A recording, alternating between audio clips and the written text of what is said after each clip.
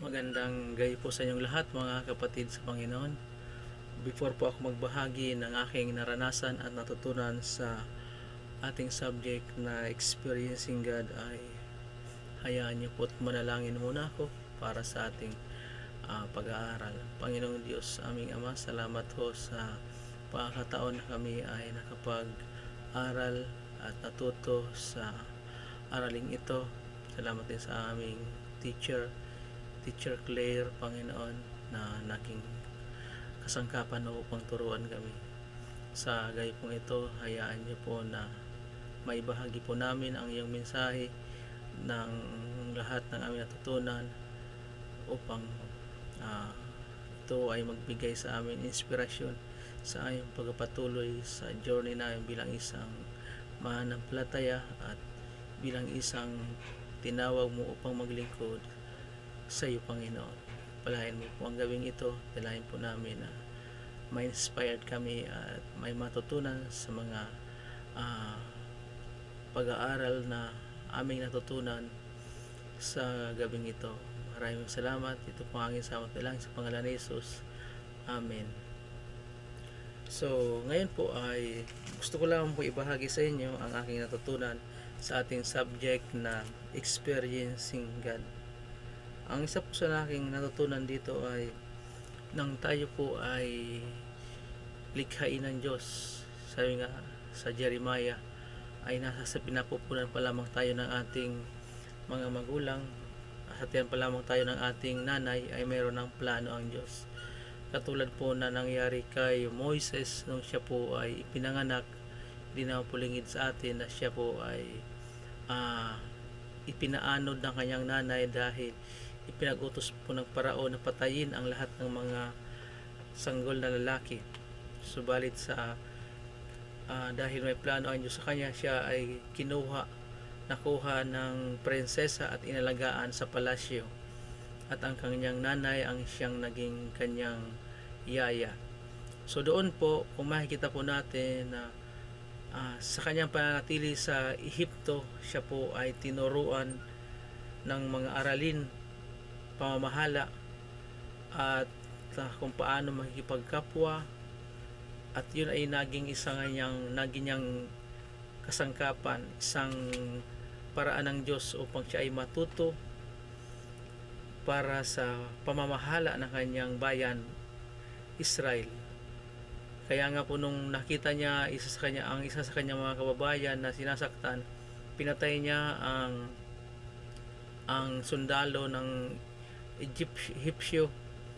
Subalit may nakakita sa kanya, kaya nung time na pinag-ayos niya ang kanyang mga kababayan, ay sinabi doon na papatayin mo rin ba kami tulad ng ginawa mo sa sundalong Egyptio? At ito'y nalaman ng ang Paraon na siya pala ay pumatay ng sundalong Egyptian, kaya siya ay tumakas papuntang disyerto. Nung siya naman po ay nasa disyerto, siya ay nakapag-asawa at lagi siyang pastol, at sa kanya pananatili sa wilderness or sa disyerto, siya naman ay natuto kung paano yung pamumuhay sa disyerto. At isang paraan nito ng Diyos upang mayroon siyang idea patungkol sa mga bagay kung saan gagamitin pala siya ng Diyos bilang pinuno or mamuno sa kanyang bayang Israel. Kaya yung kanyang 40 years na pamamalagi sa disyerto at 40 years na pamamalagi sa Egypt ay naging training ground niya para i-guide ang mga Israelite papunta sa Promised Land. Subalit dahil sa tigas ng ulo ng mga Israelite, inabot sila ng 40 years bago makapasok sa Promised Land. Isa po sa mga bagay na natutunan ko dito ay ang Diyos po ay may ginagawa po sa atin at dinidevelop niya po tayo dahil sa isang laking isang mahalagang purpose. Una ay tayo ay maging tagapanguna, tulad ni Moses, ginawa siyang tagapanguna. At ang lahat ng ating mga natutunan ay magagamit natin para sa hinaharap. At sa sandaling ang Diyos ay ating ma-encounter, siya ay nangungusap sa atin na gawin ang kanyang nais pagawa sa atin. Katulad kay Moses, nang kanyang maranasan ang Panginoong Hesus doon sa Mount Sinai sa pamamagitan ng burning bush, nangusap niya sa kanya at sinabi sa kanya na ilabas niya ang kanyang mga kababayan sa Ehipto at dalhin sa Promised Land. May mga bagay na sinabi ni Moses hindi niya kaya, subalit alam ng Diyos na mayroon siyang kakayahan dahil sa mahabang panahon na inihanda siya. Alam ng Diyos na kaya niya, subalit nagkaroon lamang siya ng doubt sa kanyang puso, kaya marami siyang mga excuses. Ganoon din po sa atin.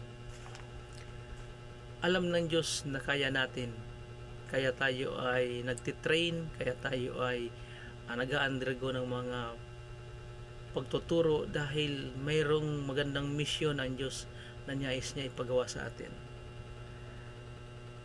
Nais ng Diyos na samahan natin siya.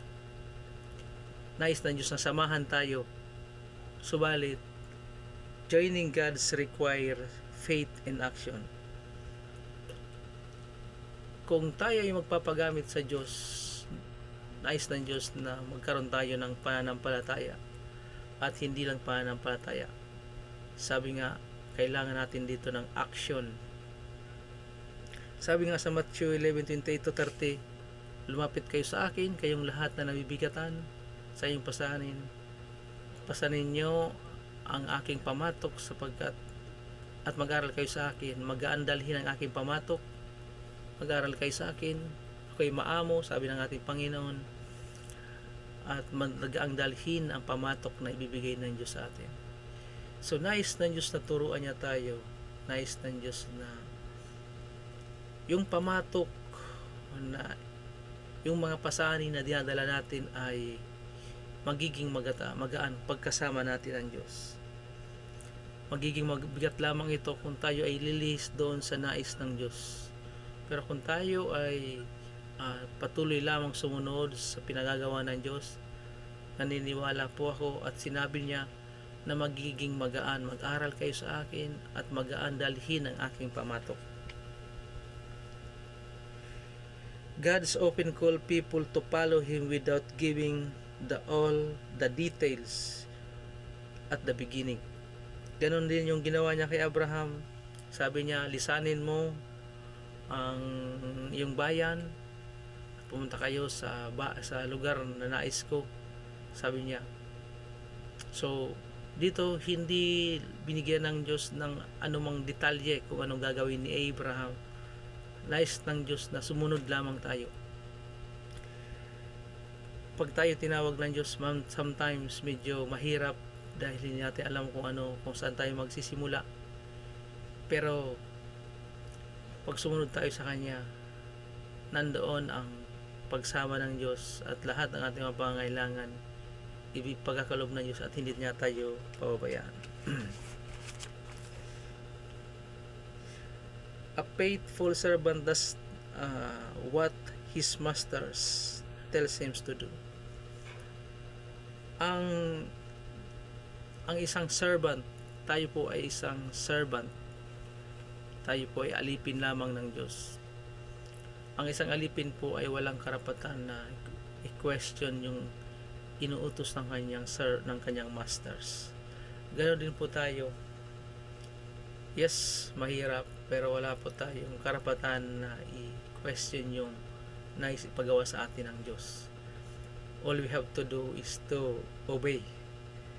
And maliwanag naman po yung sinasabi ng Bible na sabi ng Panginoon, hindi kita iiwan, hindi kita pababayaan. Sabi din po sa James, faith without action is dead. is dead. Faith is more than just belief. Biblical faith always require action. Ang biblical faith po or ang pananampalatayang naayon sa Bible or tunay na pananampalataya, hindi po ito maaari lamang na sabihin na yes, nananampalataya ako. Nangangailangan po ito ng actions. It is more than just believe. Biblical faith always requires action. Sabi nga ni James 2 sa James 2:17, faith without actions is dead. Kaya nga po si Abraham nung kanyang nasabi ng Diyos na siya ay may pananampalataya kasi hindi po siya nagdalawang isip na sumunod sa Diyos. Ginawa niya na yung pinagagawa ng Diyos nang hindi po siya nagdadalawang isip. So, brother and sister in Christ, ito po yung aking natutunan dito po sa ating subject, experiencing God. Lahat naman po tayo ay naranasan na siguro ang mga panawagan ng Diyos. So, ang kailangan na lang po natin ay sumunod at tanungin natin si Lord, ano po bang nais mo ipagawa sa akin? Tulungan niyo po ako na hindi mag-doubt at higit sa lahat maging magaan, maging maayos, although may mga challenges, but we know na God is always with us. He will never forsake us, will never leave us.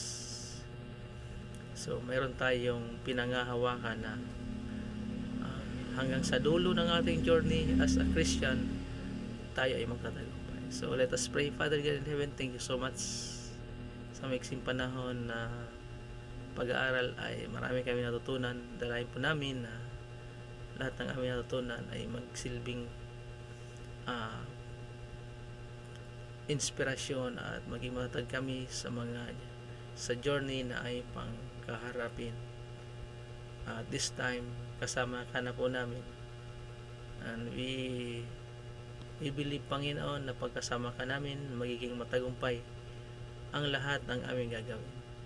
Kaya naman sa oras po ito, thank you so much maging sa aming teacher na ginamit mo upang kami ay inspired at gamitin mo, Panginoon, bilang tagapaghatid balita upang kami ay maging matatag. Pagpalain niyo po, Panginoon, ang susunod na journey ng aming mga buhay. Ito po ang aming salamat na lang sa pangalan ni Jesus. Amen.